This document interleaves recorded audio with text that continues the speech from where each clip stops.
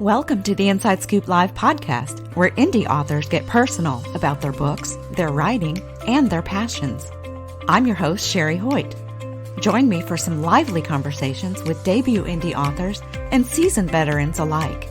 It's a great place to find your next amazing read or even get inspired. So sit back and enjoy the show and let me know what you think. Hi, everyone. Hollis Frances is here today to talk with us about his new quarterly journal, Altar Called Witness. His inaugural edition is titled The Pregnant Years of the Hebrew Calendar and the Mazzaroth Revisited. And we're going to learn all about what that means in just a bit. But first, here's the inside scoop on the author.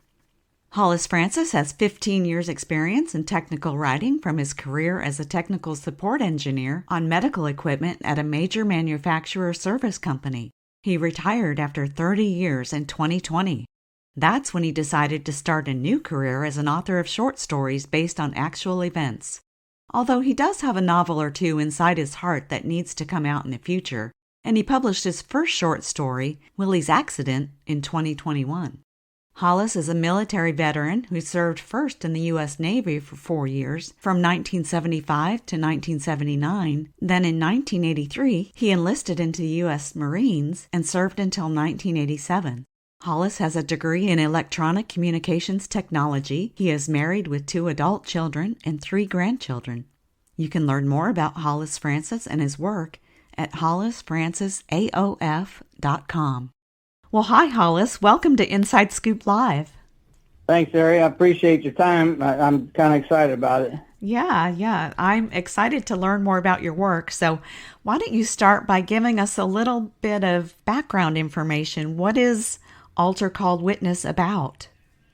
Originally, it was going to be, that Bible verse about the altar called Ed, just to give you some background, Altar, the altar called Ed, where Joshua and his army was going to go destroy the Manasseh and Benjamin for creating an altar on the other side of the Jordan River. Mm-hmm. And then once they got there, they said, oh, no, we're not sacrificing here. This is just, we called the altar Ed. And I'm always curious to me, Ed, what the heck does that mean? In the original Hebrew, Ed means witness, with the E means behold, and the D, like 2 hands holding up in the head. And next to your head like a field goal, saying hey. That's that word for the Hebrew letter. Hey is the E, and D is the door and the flap of a tent. So they're saying, behold the way to the real temple. And that's why they didn't have the battle. So that really intrigued me that, for about the last 4 years or so, I've been watching all these videos and doing a lot of reading from the Hebrews, Hasidic mostly, but also some of the Kabbalists and others. And I couldn't believe how similar the discussions were with Hasidic as they are with Christians. They talk about the Spirit, they talk about love, they talk about lots of things that are very similar. The only thing, of course, they don't believe Jesus is the, that you can be redeemed from somebody else's sacrifice like that. Mm-hmm. And then also that actually he hadn't come back yet, so they won't know that till he does come back. So anyway, my point for the book was to try to get a discussion going between Hebrews and Christians and get the Christians to be more interested in everything Hebrew. Mm. And so, and then the altar part of it, the ALTER, actually came from God, I swear, after I found the witnesses with the dwarf planets. Altar means old one or old man. And so that's how I came up with Altar Called Witness. That's how I originally started. And as I started doing research for Altar Called Witness, and I had gathered a whole bunch of teachings from the Hasidics and also from Messianic rabbis to show how similar the teaching is on the weekly readings and all. Mm-hmm. But as I was researching in that, then, of course, I got interested in the Hebrew calendar, which I found out about the pregnant years. And couple that with new information like from the Bethlehem Star, where the planet Jupiter was discovered by that lawyer, Jim Larson, I think his name is, and I watched that video for years now. And I bought the same astronomy software and just thought, what would it look like on these interesting dates on the Hebrew calendar, like the 9th of Av? Is that just tradition? What the Hebrews teach is on the 9th of Av was when the 10 spies brought back the bad report. It's when the first temple was destroyed, when the second temple was destroyed, when they were expelled from England, And when they were expelled from Spain is when World War I and World War II started. Well, they combined them both. World War II was just an extension of World War I. So I'm looking at this and going, is that just tradition or is it real? You know, because the whole thing, I was just doing research for the original thing for us to be able to talk in similar terms. And then I found out that it's real. I mean, even though all those different dates over all those years, and again, the Hebrew calendar oscillates back and forth within the Gregorian calendar. Mm-hmm. So it might be October, September, or August, or whatever on all these other things that were happening on our calendar. But it really, looking up in the history using outside sources, the dates that are shown for all those events I just mentioned show that they actually all did occur on the 9th of Av, which was incredible to me. So then that made me start thinking, well, I wonder if there's anything in the stars on these particular days, you know, like there was for the Bethlehem Star at Jim Larson video. And sure enough, I found it. I couldn't believe it. And so then my whole book concept changed to, well, we might disagree on biblical scripture, but we can't disagree on astronomy because that's science. See? Okay. So, and then as I'm going through the data, I was going, holy cow, this is going to take me 20 years to get all the information out of it that I wanted. It's just so much data. It's just unbelievable. And I was trying to get more data, but then all of a sudden I just got overwhelmed with the data. It's okay, that's it. You know, it's going to take too long. I won't be able to process it well. Yeah. Let me just do this shortly. And that's why I come up with the idea with the journal. Print is so expensive. It's ridiculous. So I thought, well, let me keep it short and let me use the ebook because then people could buy it for $2 or $1 or whatever, or I'd probably do it free. And that's the whole idea because I'm not trying to make money on it. I just want people to see. Yeah. Well, I think that's a great idea because if you had put it all into one book, who knows how long it would have been, and who wants to read a book that size, you know? Oh, exactly. Yeah. So it started as a way to initiate conversation between two groups.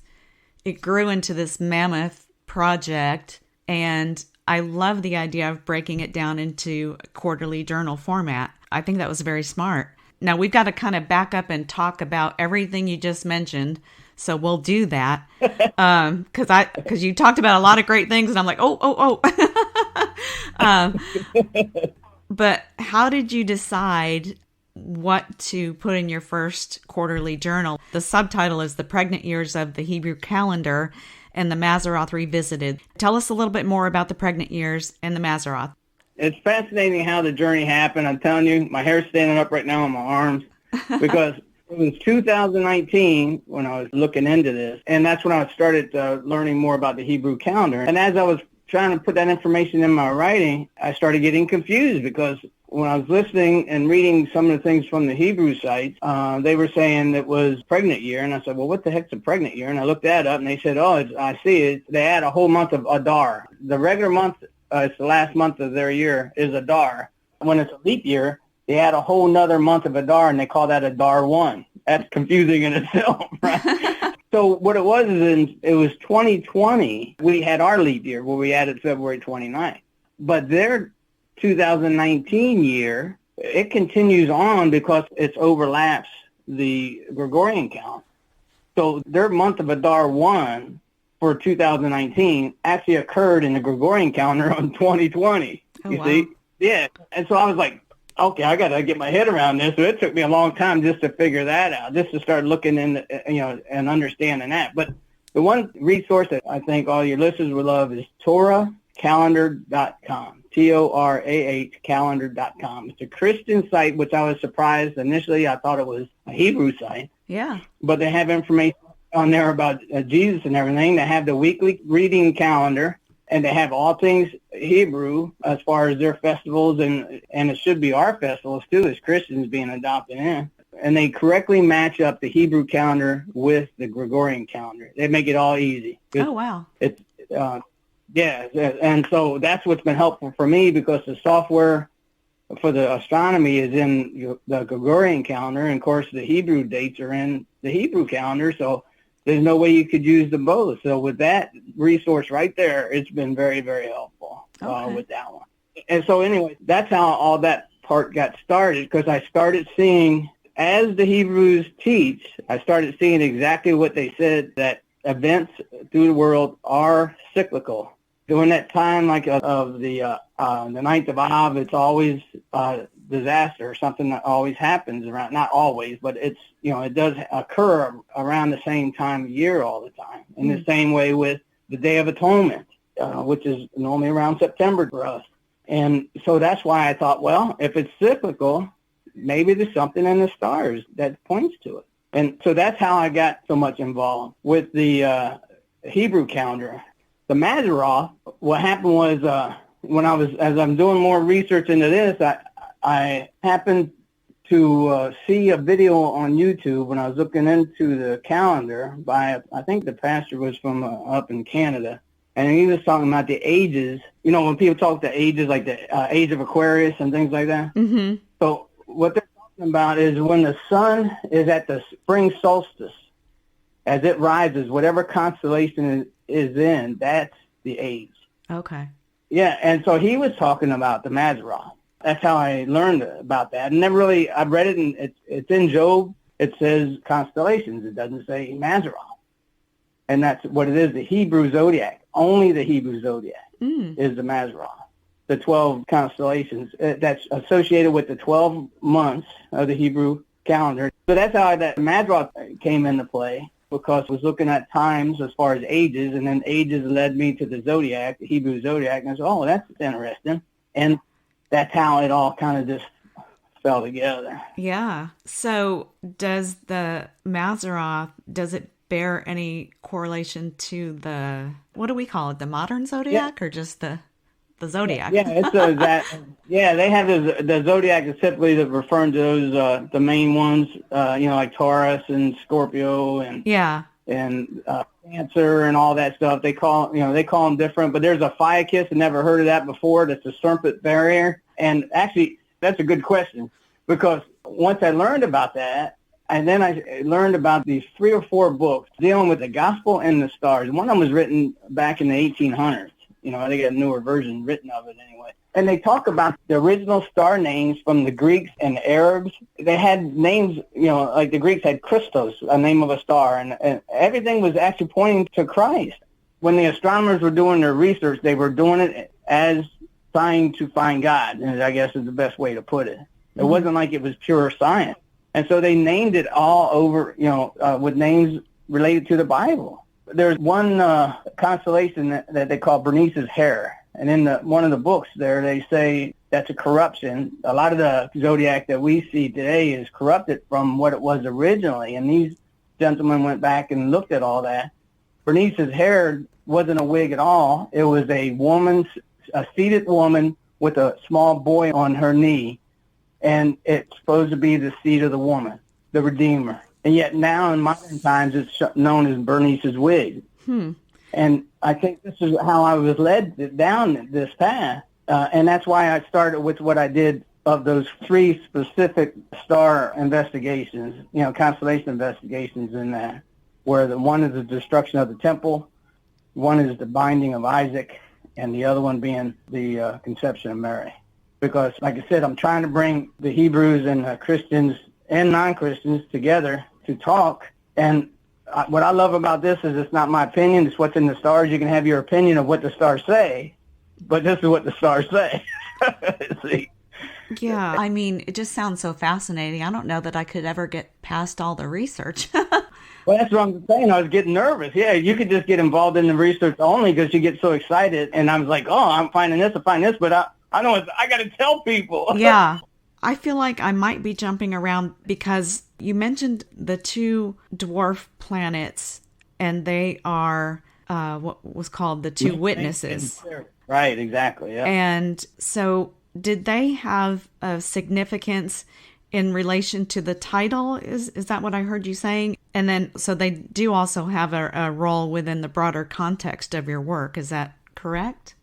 Oh my gosh, yes. It's amazing what was found there, because as I was looking through the Mazzaroth, the Zodiac, and actually I have to mention the Healing in the Hebrew Months, because I had sent some information to them.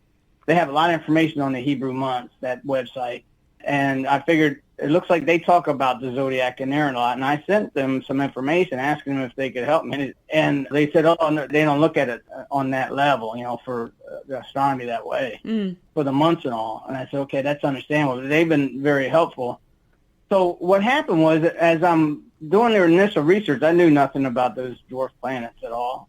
So looking at the months, in those Mazzaroth books that I have, they talk about the days of the week, like the different, like the moon is a house for Monday, and the sun is the house for Sunday, and Mars is for Wednesday, and Saturn's for Saturday, like that. Oh, wow. Yeah, and it's pretty interesting. And so I was going through and cataloging all that information, and I put it in a spreadsheet, and I'm thinking, 7 data points isn't very much. When you're trying to do statistics, you gotta have 30 data points, a minimum of 30, in order for it to be statistically accurate. And actually, like sometimes in the polls, for political polls, you see they'll do 1,000 or whatever. Because the more data you have, the more accurate the data is on it.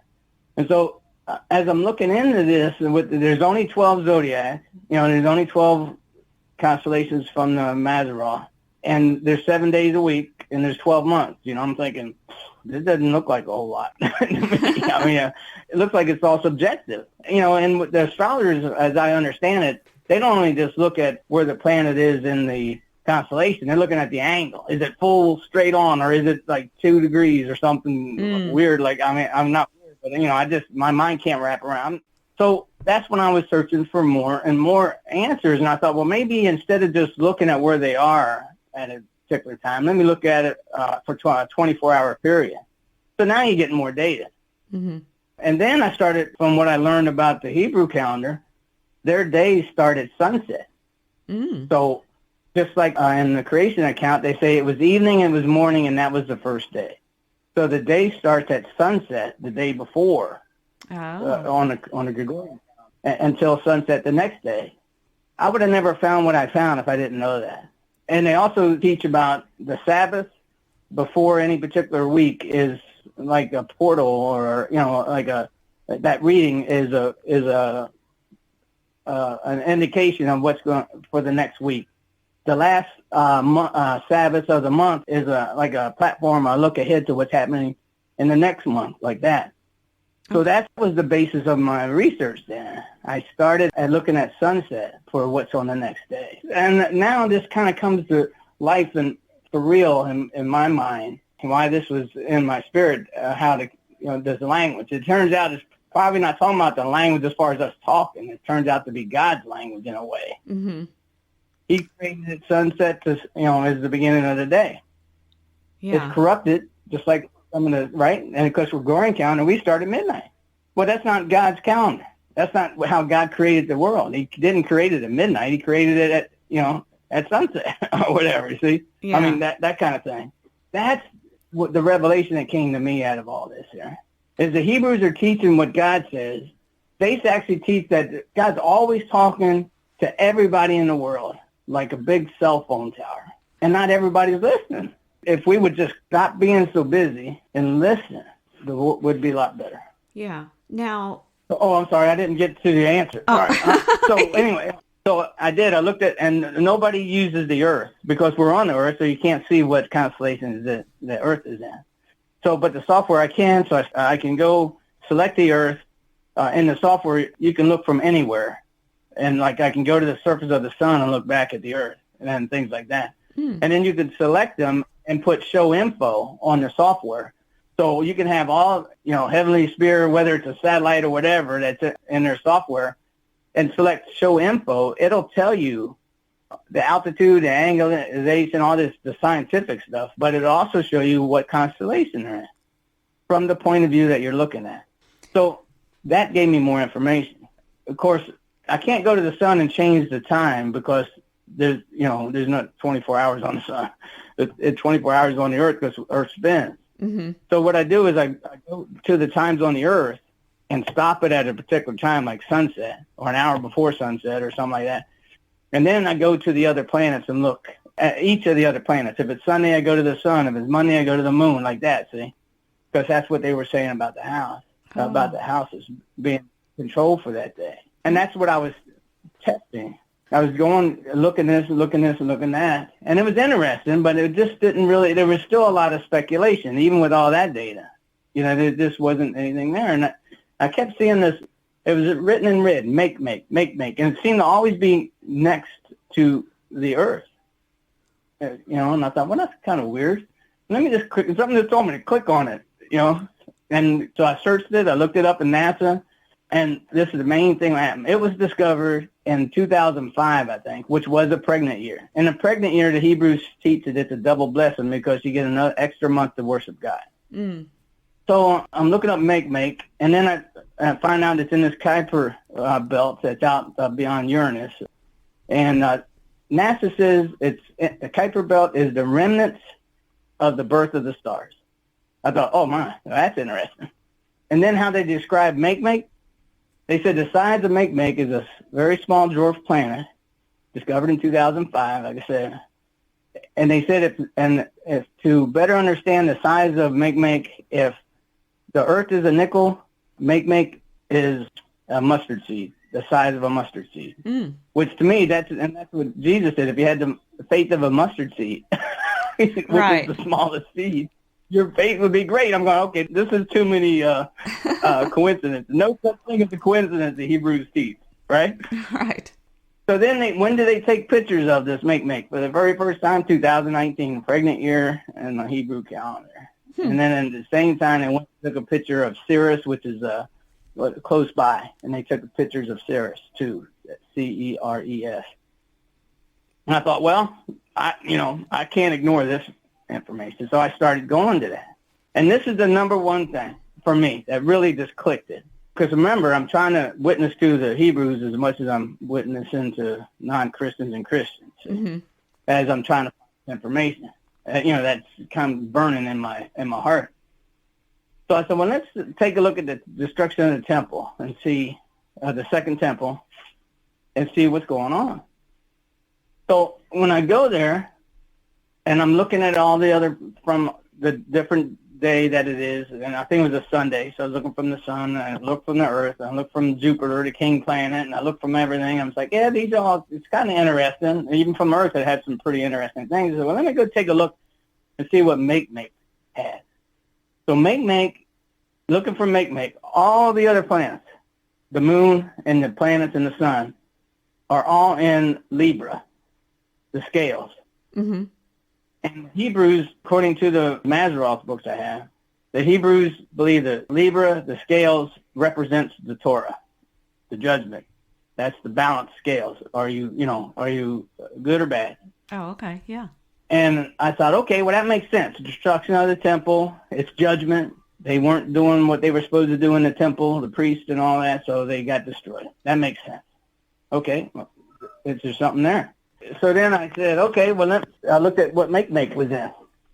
Make was in Bernice's wig, which, again, is corruption of the seed of the woman, is what it should be, according to that writing. So I was like, seed of the woman, the Redeemer, I mean, that doesn't make any sense to me. I can understand all the other ones being in Torah on the day of the destruction of the temple. But why would the Redeemer be there? That just makes no sense. So then I started doing more research on it. I find on Chabad.org and also on this, which I asked them permission to use the quote in the writing, and they granted it. And then I contacted the Orthodox Union, and I used their quote. So I find on a reading about what happened on the destruction of the temple, there's a rabbi, his name is Yochanan, I believe is how you pronounce it, and he was afraid that they were going to come in and not just destroy the temple, but they were going to burn all their books, all their writings, all the, the Torah scrolls and everything, and kill all the Sanhedrin. So, he figured if they do that, then Israel's not a nation because their central, everything is around the Torah. Right. So he risked his life and went to speak to the general that was getting ready to lead his army in there to destroy the temple in Jerusalem. And as the story goes, he goes in there, and he called him, Your Eminence. And the general says, I'm not the emperor. I just work for him. And at that time, a messenger runs in and tells the general, the emperor just died. You're in charge. Oh, my gosh. Yeah. So the general looks at the rabbi and says, truly, you're a man of God. What do you want? you know? And so he tells him, you know, that what he's afraid of, what he wanted to do. He wanted to get all the writings out and all the Sanhedrin out before he comes in. He goes, what do you wait till now to come tell me for? I'm getting ready to go in and destroy that place. Anyway, the short story is he grants his wishes to get them all out there before he goes in and destroys the temple. So why is that? How does that match up with anything? Well, the Hebrews see Rabbi Yochanan as the Redeemer of Israel because he saves Israel. If the Torah and the Sanhedrin would have been destroyed, it would no longer be a nation of Israel. Mm-hmm. So they see him as a Redeemer. Well, doggone it, it's in the stars. It's in the stars. Is that crazy? That is crazy. Wow. Yeah. And so the way I'm thinking, of course, maybe some people might not appreciate it, but the way I'm thinking is like, holy cow, I can't believe it. So I thought, well, what about the binding of Isaac? So real quick, there's information there about what that is. I go to binding of Isaac. That's when Abraham was going to sacrifice his son.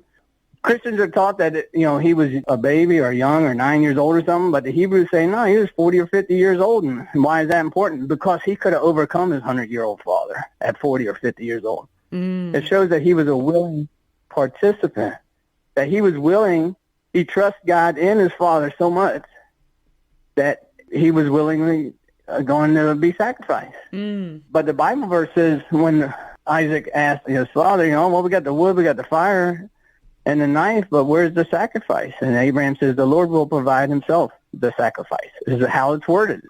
Now, of course, there's no proof about when Isaac was born, but I do have some research that I did, and also looking at what other ones did about how to come up, with the date. So I had a particular date of when I thought Isaac was born, and then I figured 50 years from that time, then it would be 1661 BC. And my theory always was that looking at the cyclical nature that the Hebrews teach for the calendar of when everything happens, then he was probably asked to do that on the Day of Atonement. Mm. Mm-hmm. So I went to the Day of Atonement in 1661 using the TorahCalendar.com, and I looked to see what the Mazzaroth said. And I tell you what, that one took a while because I started on the Saturday before the month of Tishri. Tishri is when you have all the goings on, like Sukkot and Day of Atonement and Yom Kippur and all that. That's the high holy days, Simchat Torah, you got all that. So I thought, okay, well, let me go by what they were saying. Saturday before the month is important, so I started there. And I went all the way through the days, all the way up to the Day of Atonement looking. And I've been doing it for so many hours, so many days. This is the weird thing. So I get to a point, well, we had, I need to go to the store. You want to go with me? I say, well, okay. So I wasn't quite there. It looked like I was almost there. It seemed like that always happens, right? You're almost at a point. So I said, okay, I'll stop. I'll pause. Something's telling me to go, so I go. So I went. So we went to the store, and a few hours later, I come back, and I'm looking at my notes. I'm not really sure where I was at. I didn't even remember what time it was or where I was at. I just said, something just told me to go to Make. So I go to Make. Make is in Aries, the ram, the sacrifice. All the other planets are in Eridanus, which is the celestial river, the river of judgment. Mm-hmm. Couldn't believe my eyes. I couldn't believe my eyes. I just couldn't believe it. I said, you're kidding me. And this is before the Day of Atonement, just before sunset, I think it is, or just after sunset, right around that time. And, of course, Abraham's not going to be it. And this is all at Jerusalem time I was looking at. Abraham wasn't going to sacrifice Isaac, at the day before. Maybe he was. I don't know. But my thinking is God provided the ram in the bush before they even got up to the mountain. Yeah. Because he always right? So this is the day before the Day of Atonement, just beforehand. All of a sudden, there's makes in the ram, everything else is in judgment, and God put the ram in the bush before Isaac and Abraham ever got to the top of the hill, in my mind. Because there it is. I mean, that can't be a coincidence. All of them in the river of judgment and makes in the ram, Aries? Are you kidding me? And then after a couple of hours in the data there, I'm using a spreadsheet to put in the days and what the moon and the earth are doing, because I think it was a Monday that year. That's why I was looking at the moon. And the moon also represents Israel. And neither one was in Aries all that time I was looking, the moon or the earth, until that time. Yeah. They both went into Aries. I was like, wow, this is unreal. Well, that software that you're using sounds amazing too, that you can actually use modern software to look and see what the sky actually looked like in the past. You know, what the stars actually looked like. Yeah. That's right. That's exactly right. I can tell you what that software is here in a little bit. And it's the same version that Jim Larson used in the Star of Bethlehem. And it's Starry Night version 8. Yeah. Yeah, and it's incredible. So I'm thinking, okay, well, that's fascinating. So let me go look. And because according to this Bethlehem Star documentary, he found what he thought was the conception, the birth, and then also the first Christmas, which was, 6 months after Jesus' birth. Yeah. So in 3 BC was the conception. It was on Yom Kippur. It's September 11th. It was that, and that's where I looked at. On Yom Kippur, Day of Atonement, same day Adam was created. Oh, really? September 11th? Wow. Yeah. No, not September 11th. I'm sorry, the first day of Tishri. Oh, okay. It was September 11th that year in 3 BC. Yeah. But that was because the Hebrews teach that the first day of Tishri was the day Adam was created. That was the Friday of Creation Week, and then the next day is the Sabbath. And it just so happens, this is what fascinates me too, is that on September 11th in 3 BC, and remember, the astronomy software uses the Gregorian calendar, and that's what Jim Larson found for where Jupiter and Regulus and all this was doing different things, and Venus and all in the software. Yeah. So that's why I went there. And I went there at sunset, which is the very start of the Friday for the Hebrew calendar on the first day of Yom Kippur. And sure enough, the first day of Tishri, the same day Adam was created. Of course, people believe that Jesus is the second Adam. First Adam was the physical, second Adam the spiritual. And what happens? Make is in the scales. All the other planets are in Leo Minor, the baby Leo. Jesus is from the tribe of Judah, the Leo, the lion. That's weird, right? Yeah. That they were all, they were all, that's just, and so this is what got me it's like, wow, if the Hebrews believe about what the stars say with Rabbi Yochanan, right, in 70 CE, that, he was a redeemer and the stars show it. And if the Hebrews believe that in 1661 God provided the ram that's shown in the stars with the ram, then they're going to have to believe, in my opinion, the conception, the birth, and the first Christmas, which is coming out in a different, those other two are coming out in a different way, of what the stars say. Make is in Libra, Torah, the Word, God's Word, right? The scales, Libra, God's Word. And all the other planets are in Leo, Lion. Baby Leo, the lion's whelp. Like Genesis 49:9, Judah is a lion's whelp. From the prey, my son, thou art gone up. You stoop down and crouch as a lion, and as an old lion, who will rouse him up? And that's always been a belief that was referring to Jesus and being the Redeemer. Oh wow! And yet there it is. Yeah. Makes in the Word of God, all the other planets in the sun are in Leo Minor. Wow.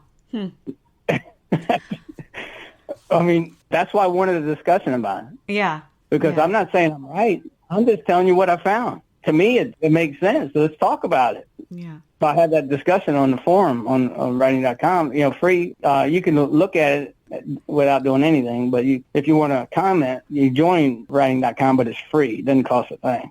Okay, and I'll put a link to the forum and the Torah calendar and the astronomy software in the notes with this podcast so people can check them out. Absolutely. Yeah. I encourage that.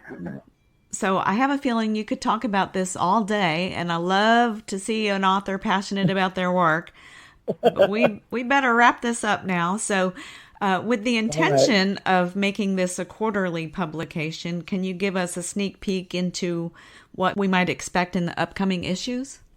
Yeah, so actually I'm going to have two special editions. One's going to be about the Visit of the Three Kings, which includes Jesus, what the Mazzaroth shows for his birth in June of that year, and also for the first Christmas, as per the Bethlehem Star on December 25th. It is on December 25th in 2 BC, is what he found, and I did find information that looks just like what I explained here. And another special edition will be on for Passover, for the crucifixion. I hadn't done that much work on that one yet. Both of those are separate from the next quarterly one that I have, and that's going to be all about Christopher Columbus, because I did not know Christopher Columbus, maybe he's a Messianic Jew, or maybe he was a Jew, the Hebrew, but yeah, and on his second voyage, there were 17 ships, and there was a rabbi that funded that got money. It's just amazing the information that's in there. I got the book written by his son and a couple other researchers and a log, and also parts of his log. And I look at the stars, amazing information that I find in that. I even had the night sky on the day he left. In his log, he left an hour before sunset. So using that astronomy software, and I know, of course, in the log it tells you what port he was heading out of Spain over there. Of course, it wasn't Spain back then. Yeah. And it shows the port, and it shows where he was going, in the book. So then I have the software looking that way, southeast from where he was at. And this is in the first writing. And he would have seen the stars as, being a very experienced seafarer by that time. And the constellations that you could see, if it was a clear night, and I'm assuming that's probably why he wanted to leave an hour before sunrise so he could get his bearings straight.